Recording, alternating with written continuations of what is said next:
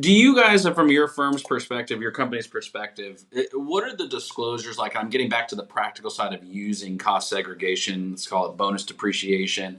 You buy $1 million property, and let's say you can, do a deduction of 500,000. Let's just make up a number in a single year. It seems risky for those that have a short-term exit strategy on investment properties.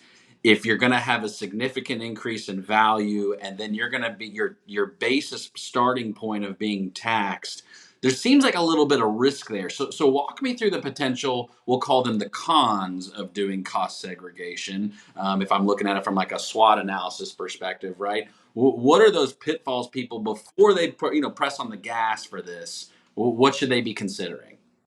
There's a lot of things to consider, and I'm glad you brought this up because it's not necessarily a black and white, this is something you should always do. This is for everyone in every situation.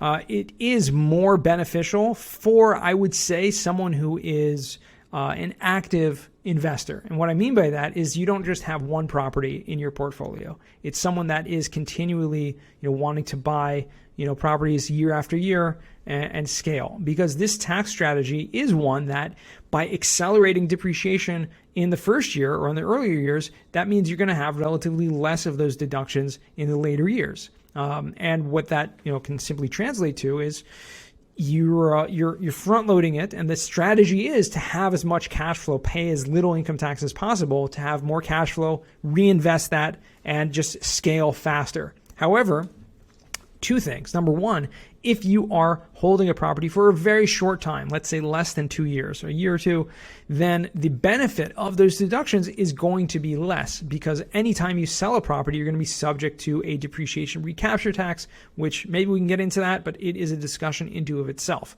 I'm happy to follow up with that in a second if you want.